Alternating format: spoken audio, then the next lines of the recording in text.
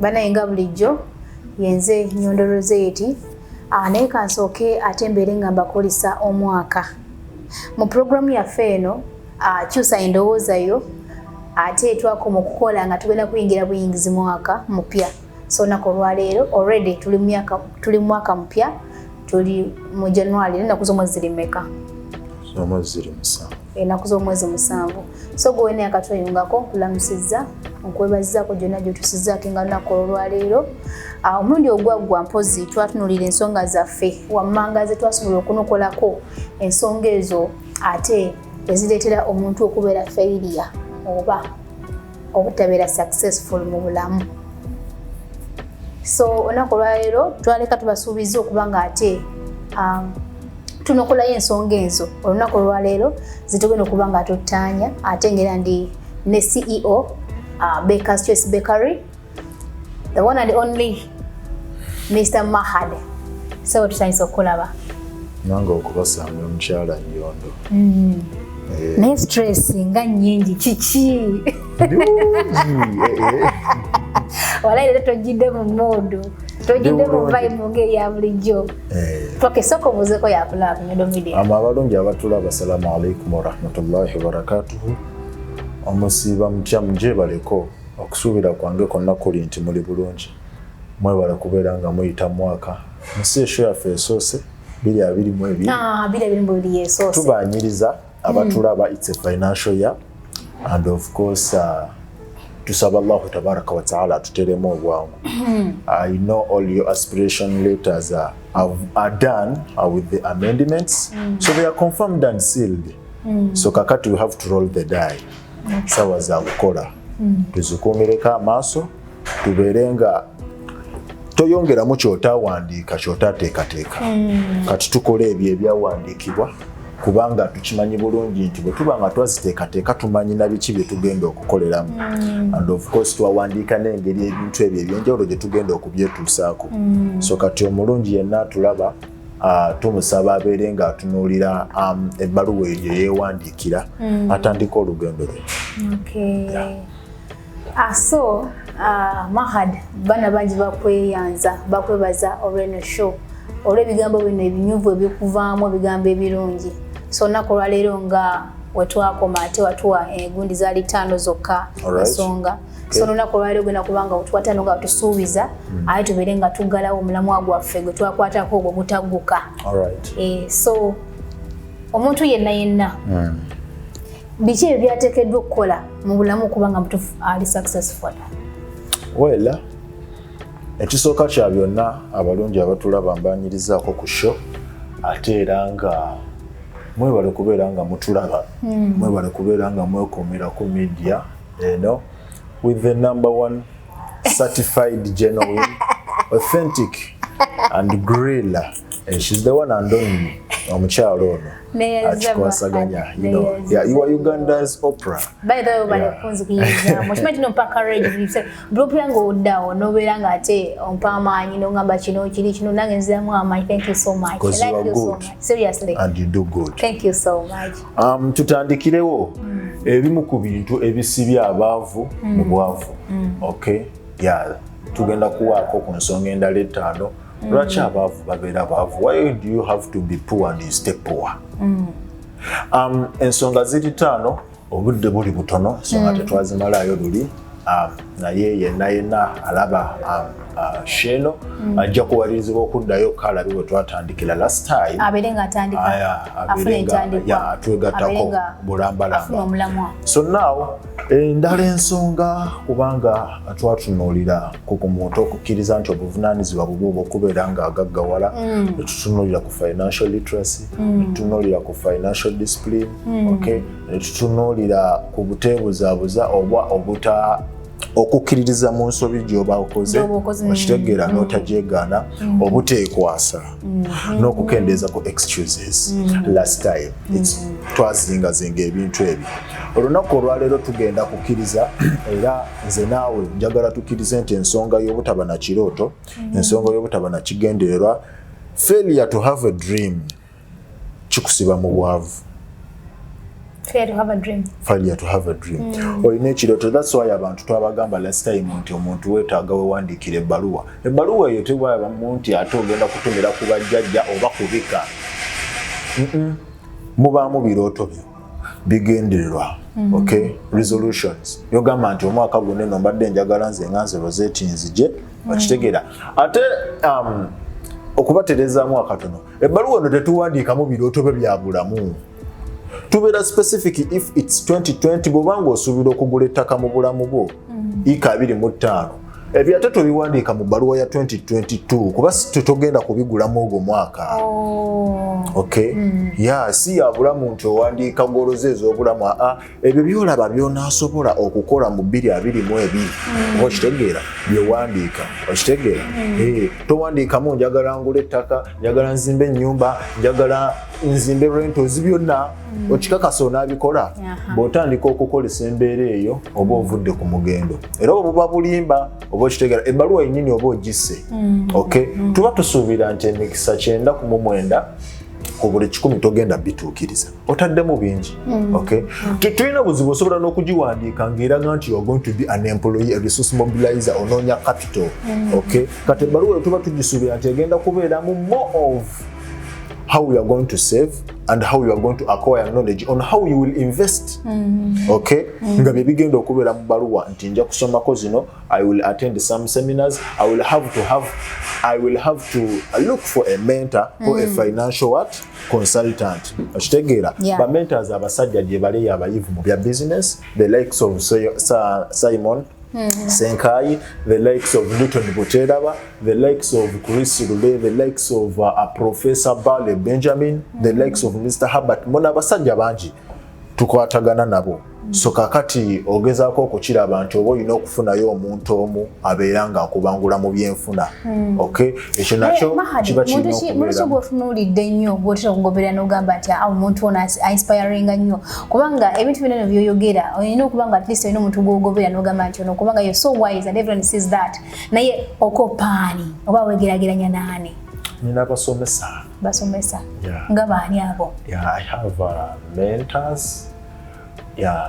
Ndi menti w'abantu ab'enjawulo ngatta content n'omanya kyakuwa n'omanya nono kyakuwa n'ogatta n'osengejja n'ogera n'ekyo ky'olaba ku butabo bw'ebyenfuna.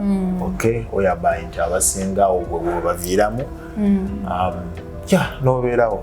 Okay. So now ensonga enkulu gye mbadde nsoosezza nti omuntu alina okubeera n'ekirooto. Kirooto kintu kikulu. Wela kakati netukizuula nti omuntu ekisookera ddala olina okuba ng'olina ekirooto. Okay? Olina okuba ng'olina ekirooto n'okuba ng'olina ekiruubirirwa.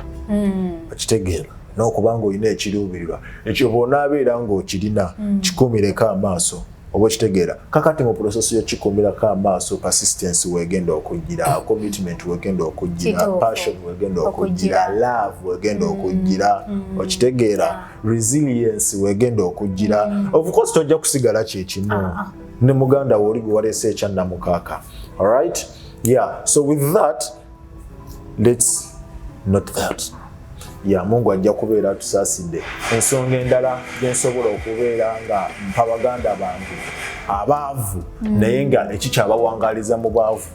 Failure to take risks. That is true. Very important. Ngamba nnyo abantu nti riskless life is not worth living. Obulamu obutaliimu kwerekereza oba kwewaayo oba ku riskinga. Riski tekyetaaga nnyo kunnyonnyola mu Luganda, ndi Muganda naye sooli. Okitegeera nti obulamu obwo butaliimu kwewaayo oba kwerekereza. Okufiirwa okwo. Thank you so much. Tweyanziza nnyo ssebo. Mukayita kikakoola. Kano kakoola. Sooke tukanywe munnange. Sooke tukekube. Tweyanziza ddeya. Thank you so much. kakati ogezako okukiraba nti ebimu ku bintu ebisibya abantu mu bwavu okutya okuriskinga. Every businessman ya riskinga yagenda okuyingira business gyakola okitegeera nga tamanyi nti ejja kuba bulungi nga bweri kati. Okay, naye weewaayo oba okitegeera ekintu ekyo omuntu weewaayo. Naye ebiseera ebisinga omuntu abeera atya okuwaayo obusente bwe ndaa obusente bwange tebujja kukola ki tebujja kuvaayo okitegeera. So kakati buli wobeera nga weetiiririra bw'otyo kiba kitegeeza ojja kusigaza ojja kubeera osigala toyina oba okitegeera olw'okuba otya. Banaye tugende e Kampala tutandike ensi tugende omwaka ogweko nga oli kyekimu n'omulala gujje gweko nga oli kyekimu n'omulala gujje gweko nga oli kyekimu. Exactly. So kakati ogezaako okukyegendereza nti bajja kugamba tugende e Kampala tutandike Kampala. Nze namanyira Masaka kakati Kampala eyo gwe buli kimu olaba disadvantages njereere ku buli kimu oba okitegeera. So kakati failure okubeera nga otya risks oba okitegeera fearing to risk or living a riskless life oba okitegeera ekyo nakyo kiba kireeta obuzibu. Ebiseera ebisinga abantu oyinza okumusanga n'omugamba nti naye nina akalimu ke nabadde nakuzigidde naye nze ndowooza bw'onaasiga wano ssente zo wajja kola. Naye bano ekika ky'abantu b'osanga bw'omugamba nti kwata miliyoni 10 oteeke mu kino ng'agamba ezo ssente nnyingi tezifiiremu. Bw'omugamba kale kwata miliyoni 1 otandike wali eri akalimu nze akafaako ndaba kajja kola agamba miliyoni 1 ezo ssente ntono nnyo zinaavaayo. Okay, so kakati ogezaako okubalaba nga they tend to be wise than a university professor but too less than a blind man. Okay, they are always available for an opportunity. Oba okitegeera they are always available for an opportunity. Very early and available okitegeera but off guard. Okitegeera emirimu gijja naye nga tasobola kukozesa mu kisongo oba okitegeera. Naye era ebiseera ebisinga abantu abafaanaganako bwe batesinga embeera yeebeera emujjidde nze ndowooza babeera beetaaga kwogerako nabo nakubeera nga acquiring aku financial literacy kuba ebyo byonna financial literacy ekintu kigazi nnyo nti ebyo byonna bisomebwa. Alright, atulaba ensonga eyo alina okubeera ng'akola ki agiteeka mu nkola oba agitegeera. Ensonga eyokusatu gye nsobola okubeera nga mpa abalungi abatulaba bagenda ku nsonga ya kusatu. Bannaye mukwano waliwo eyabadde abuuza nti singa oba oli wano eno Dubai osobola okufuna keeki ng'evudde mu Baker's Choice Bakery. Bulijjo nkibagamba nti of course ne wano kampuni yatuuka eri Uganda nino mu UAE mweri so olunaku olwaleero ndi ne CEO Baker's Choice Bakery. So wakiri mukulu akiri mukama wa waliwo omwana yabadde abuuza ng'agala keeki. So mukwano ino osobola okugenda maaso n'okola order era ennamba z'omukulu we ziri awo wansi obitakweza ennamba n'obeera webeerako naye kubanga keeki ensufu nga bw'okiwulira. Tugende mu maaso. Kakati ensonga endala gye nsobola okuba abantu negativity.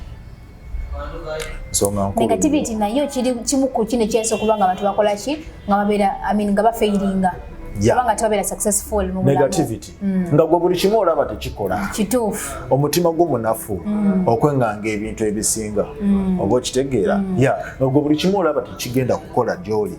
Buli kye bakugamba weetiiririra, buli kye bakugamba weetiiririra, buli kye bakugamba weetiiririra okitegeera. Kiba kitegeeza nti ogenda kulwawo okubeera nga wekkiririzaamu. Kyova olaba mu bintu ate ebisitula abantu tubakubiriza nnyo okubeera positive okitegeera in each and every circumstance of financial rule.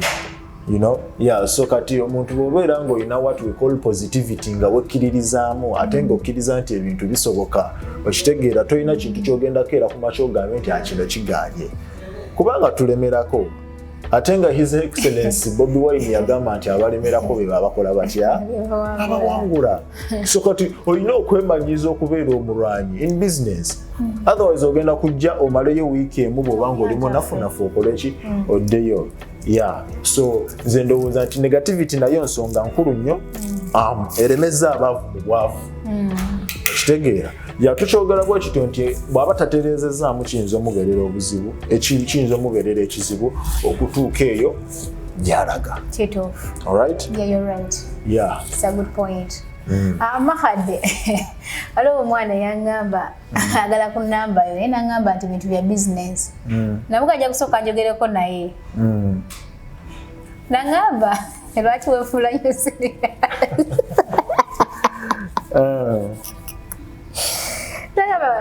Mahad ojemumbulize ku show lwaki abeera nnyo serious. Okay, tugende maaso n'ensonga zaffe endala. Ebibuuzo byonna mba njagala n'embiddamu. Yeah. Seriousness is always called for whenever we are doing business. You're right. Ndowooza muzeemu. You're right. Tugende maaso. Kakati ensonga endala leero tugenda kuba ku bulango bwa bakama baffe. Obulango nga wenvaawo tugenda kubuda muto bukoyinza kuba nemukamanga nesikuba bulango feba tegenda kuyiika kale abakulu tumwenyamu naye ng'ensonga eno gye tuliko eri very serious. Alright? So kakati ensonga endala ereetera abantu okubeera nga balemererwa oba nga tebamanyi oba nga baavu naye nga tebamanyi buli wongo wangaala n'abantu abaavu oba okitegeera emikisa giba mingi nnyo egy'okubeera ng'okola ki nawe osigala oli mwavu. Kakati ngenda kujja n'ensonga egambye okubeera nga tulina abantu abatatongerako.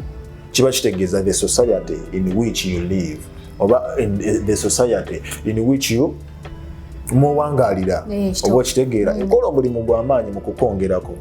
The friends abantu bobeera naki bobeera nabo having useless friends banaye ebintu ebyo si bya buvunaanyizibwa. I saw some obutwadde tuyingira omwaka nga tuli mu walking ya financial year 2022.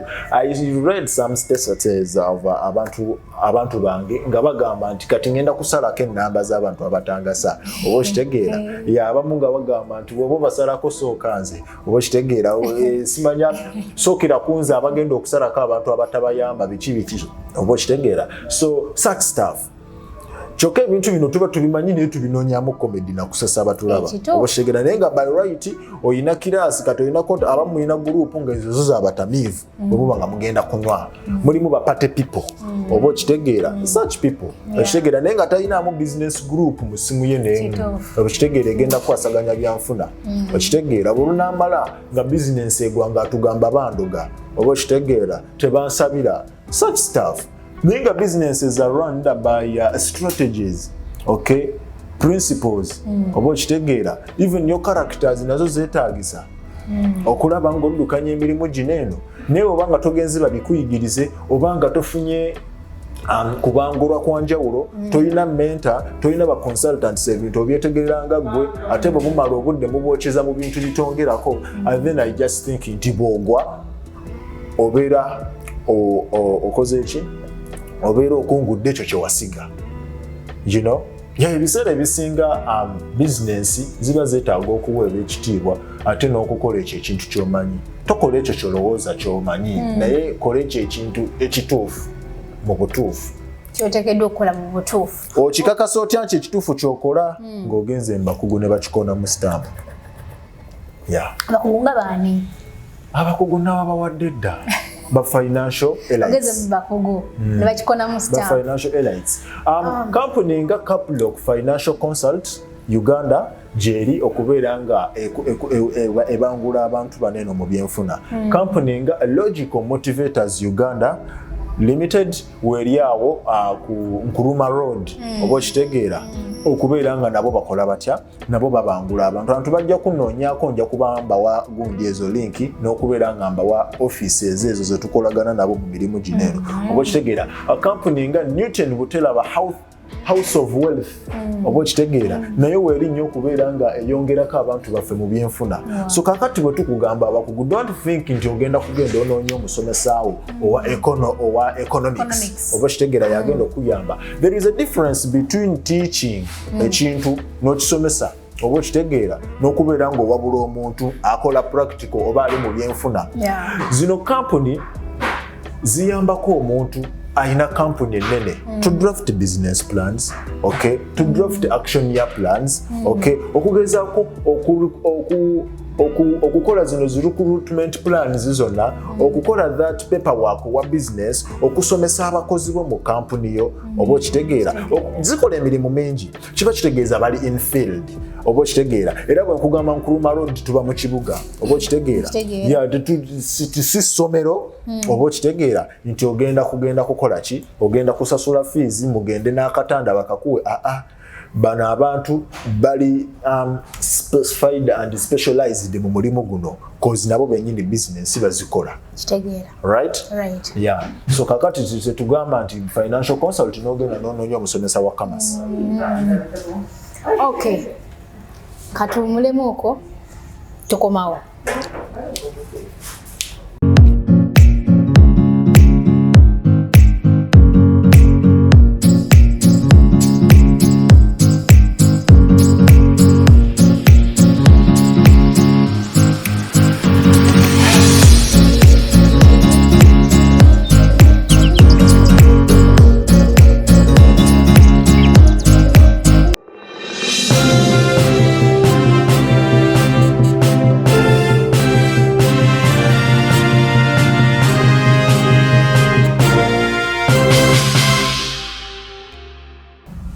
kale katandikire ddala awo ate tugende ku nsonga yaffe ey'okutaano ogwaggwa zaali 5 n'olwaleero ziri 5 so tubenga ate tuggalawo show yaffe olunaku olwaleero bagamba omuzungu agamba one word to a wise man so this will be enough for today besembayo kakati abalungi abatulaba ensonga endala gye tugenda okuvaayo nayo as to why katene ensonga yemu ku nsonga ezili emabega w'okwavuwala kw'Abannayuganda abasinga during the COVID-19 pandemic. Having a monopolized system of cash inflows, okay? Kitegeeza ki? Ebiseera ebisinga abantu bwe tuba nga tukola business oba nga tusituka mu byenfuna kakati era omuntu tajja kukimanya nti okuinvestinga mu kintu ekimu kya bulabe okubeera awo nga gwe source of wealth oba source of income oba source of cash inflow mu bulamu bwo oyineemu nyina essomero awo wokka wojja ssente ebiseera ebisinga tulina okukola what we call diversification oba okitegeera no diversifying n'okola ku kino oba okitegeera n'okola ku kino oba okitegeera ne tukola zino what you have to have what we call passive income streams oba okitegeera n'ogezaako n'ogula ettaka n'olimako kasooli oba okitegeera ikazo 5 nga giziyeyo Okutambala olimako kasooli oba okitegeera n'ogula ettaka n'olundako embuzi oba okitegeera n'ojja waneeno buli kyokola olina okumakinga sure nti okirinako full knowledge well researched about era ng'okola ekintu ekituufu oba okitegeera gwe wenna abikola nga tebivaayo waliwo ekibulamu weekumire ku pulogulamu eno ekibulamu ojja kukifuna gweoba olina byolima eyo nga waliwo ekibulamu nonya ku kampuni ezo oba okitegeera oba okwatagane noono tukwatagane tujja kubeera nga tukuyamba mu mbeera efaanaganako bwetyo naye nga embeera y'okubeera nga ewantu wetuyingiriza ssente kakati olaba abasajja bano abalina kasente abasajja abo babeera n'ekyombo ky'ebyenfuna oba okitegeera abeera ne kampuni ez'enjawulo kakati omusajja Alhaji BMK omugenzi kisoboka okubeera nga era kikakasibwa nti mu nsi za East Africa buli nsi abadde alinamu kampuni ezikunuukiriza mu 5 buli nsi ez'enjawulo oba okitegeera naye kakati kitegeeza kisinga naye yagamba nti nyina BMK house n'atuulirawo n'agamba that is enough nze nkoze maze oba okitegeera kakati kiba kitegeeza nti hoteeri we banaagaana okuzisulamu we banaaziggala ne bagamba nti BMK house yatulise hoteeri zonna business tuzigaddewo kyekyo kyolaba nti ebiseera ebisinga we are trying so much to groom oba to train job creators not job seekers omwana bw'ava emakerere ng'asomeredde kusaba mulimu he is a job seeker kiba kitegeeza agenda kufuluma mu society atufuukira ekizibu omulimu ogwo bw'atagufuna abantu tulina okubeera creative tosobola kukola diversification when you're not that creative obo kitegeera kakati ku creativity ko tugenda okwongera these strategies ko tugenda okwongera amagezi ganeno okulaba nga omuntu agezaako okubeera nga afuna business ezenjawulo oba akola business ezenjawulo ezimuyingiriza akasente mu biseera ebyenjawulo okitegeera ya kyova olaba kagenda akaseera ne katuuka omwana nga alina emyaka nga 5 oba okitegeera n'abeera nga asobola okutuula ewaka nga takola a random a check up question eriyo yeye natulaba tuulawo wooli weebuuze as of now bw'okutukako amagulu nga tokyasobola kola okusinziira ku emergency fund yo oba okusinziira ku kasente koolina ku account ko oba okitegeera n'ebyobugagga byolinawo as of now totugamba nti nkyali muto totugamba nti nkyali muto aye totugamba mbu ffe twakatandika okukola kale katukisindikira abakoledde emyaka 10 osobola kuwangaala bbanga ki ng'oli financially stable nga tokola osobola kuwangaala bbanga ki ng'oli financially fit nga tokola ng'okerebuka ezikutuulawa oba ng'obeera waka.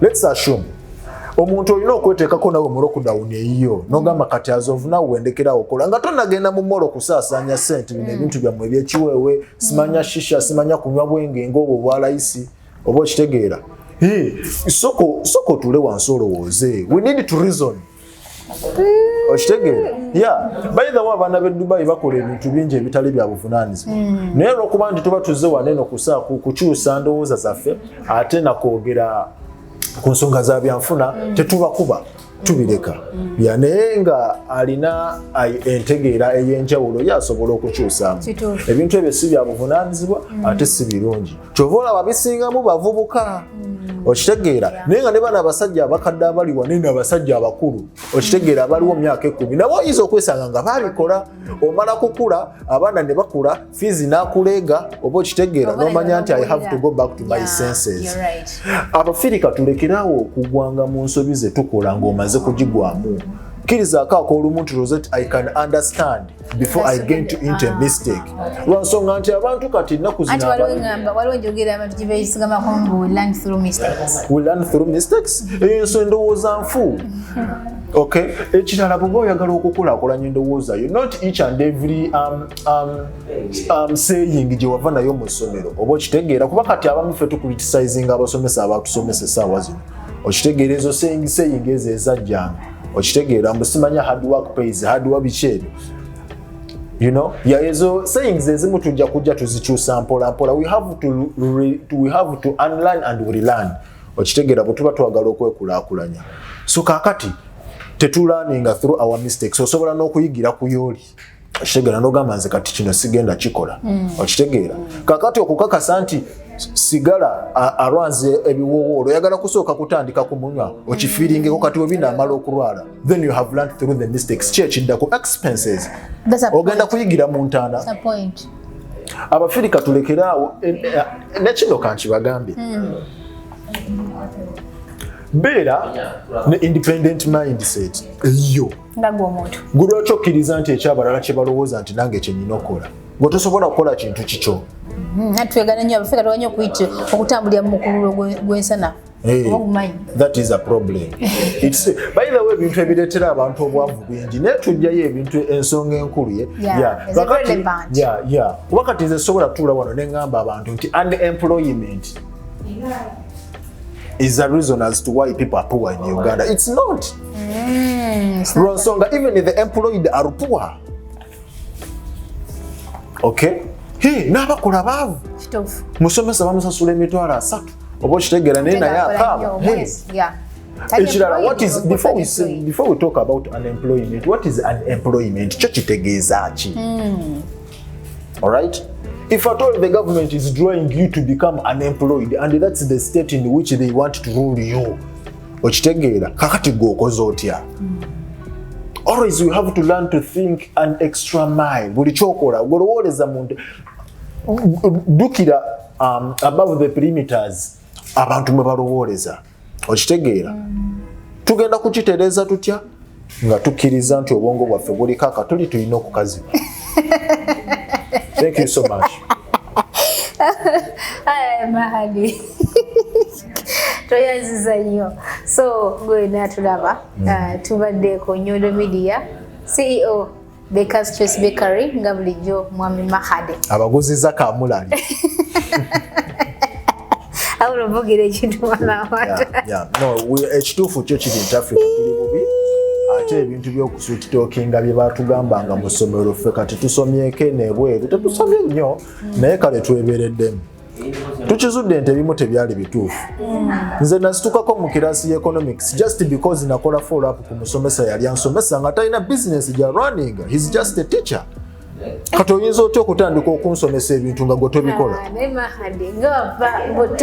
No, banaye tulina okweberera. We are dealing with the people who practice what they tell us. Okay? Rozet nange bingamba abantu singa. Byenjogera singa sibikola, you know? Era nawe singa tuondeeta maaso baba. We are not bloggers. Kankuze mukatonde mabega. Naye mu kirasi wali ofugika. Nali muvubuka wampisa nnyo ate nandisomye. No, this is simple logic, Rozet. Yeah, this is simple logic. You take time. You take. I was a very good friend to teachers. Okitegeera nga mutuula ne munyumya olwali. Yeah, nga tubawo ne byefuna binene wabitegeera okyali muto Mahad. Yeah, this is not your first interview with me. Tuba tulina okweberera. Kituufu. Yeah, naye ng'abantu baffe abalungi tubaagala nnyo naye tweberere. Okay. Kagamba kasemba yaka 2022. Our dear pupils, abatulaba, bakasitoma baffe abalungi, you know. Yeah, mwongera okutuwagira bannaye emirimu gye tukola, mwongera okutubeererawo, you know. Yeah, so akagambo kange akasembayo eri abantu baffe, you will never start until you start. It's 2022. Wawandiise ebbaluwa gigoberere. Stick on your budget. Bw'oba ofuna ssente za musaala, ssente z'omusaala si bugagga. Mulekera ogamba abantu b'e Kampala nti olina ssente, oba kuyita omugagga ng'osooka okwata dirham 2 ezo ng'oteekako. Keera ku makyolire mami w'obuwuka mami yeebereremu, tewajja kukolera mami. Simply because bw'onaddayo nga tolina ssente, mami kennyini agenda kubuuza ki kye wali okola. Togenda kutandika mulaga message za mobile money ze wamusindikiranga ssente. It's your cash. Gwe kadde amaboxi bazikuba gwe, tebazikuba mami. You know, akube simu zijeko. Okay? Ekyokubiri, akagambo kange akasembayo, success is for failures. How? Obuwanguzi bw'abalemererwa. Togenda kubeera successful anywhere Rozet nga tosoose kulemererwa. President Barack Obama, the previous one,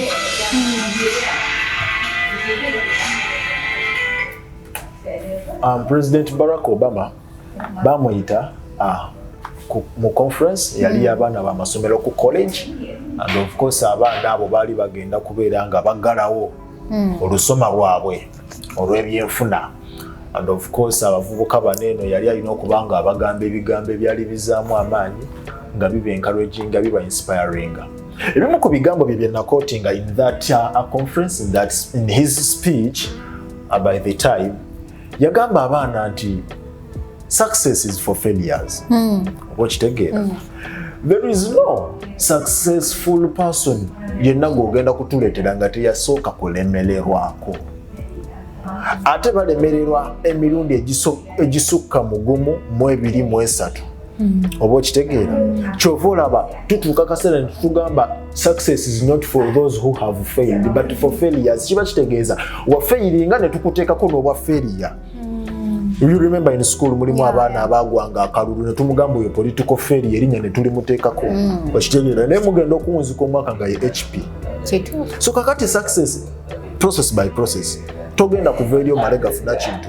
Era nayongera President Barack Obama n'abagamba nti ekintu buli bw'okigwa oba whenever you have a challenge, whenever you fail, you just have to learn in what you have failed in those consequences zigiramu obo kitegeera naye go bobijjamu entondo n'ogamba kanzirukeyo mu bakery obo kitegeera nzireko mu media wa Rozet bona asanga bakaddama ne bakukolokotera ku TV oko obo kitegeera lolimanya nti ne wa Rozet si byangu nayo ddukeyo ogende ku kamera wa wikirifu bona kwata ebintu ebyekisirusiru ne bakugoba ojja kumanya bana yene ku NBS si byangu ogenda kuzunga bwotyo oli mutofu tule wantu wamu yigira mu nsobizo yagala okumanya yagala okukola lemerako are the likes of J.K. Rowling's obo kitegeera tubakiriza nti basajja bagagganyo abasajja bali successful neyinga ya failing oyo musajja okay the one who wrote Harry Potter okitegeera ya failing emirundi gyonna but at the end of the day kintu yamala nakiwanika okay Michael Jordan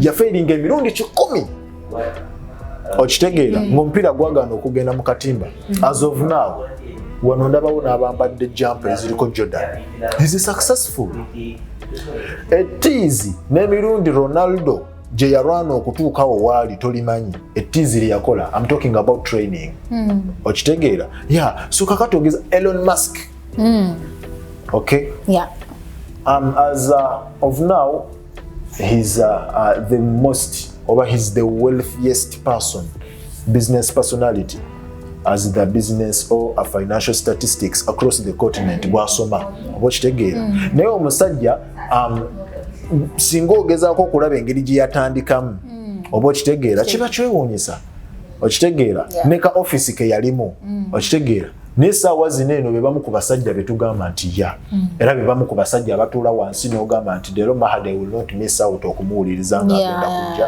abeeko ne kyatugamba oba okitegeera abaana by the way obudde butuweddeko naye tujja kuleeta story ya McDonald ngayo CEO engeri gye bajja okugifuula McDonald that story abantu bano bafunemu ekyokuyiga va mu kugenda okulyayo bagasomayo ebyenfuna so this will be next time inshallah Toyenza nnyo mukulu Mahad Baker's Choice Bakery atenga ye company gyakulembera oba ogisaba mulidi gwensimbe obolode yakwata banaye tukyasimbula ebyokola tukyayina bingi naye nga abalungi abatulaba tubeebaza okutuwagira bambi batuyoze 2020 nange nebaza nnyo Baker's Choice Bakery ngebaza nnyo kubanga supportingako nga Nyondo Media muli bakabi mubale nnyo mwebalidala sogoena abadde naffe musheyo olwaleero obale kubanga otugoberera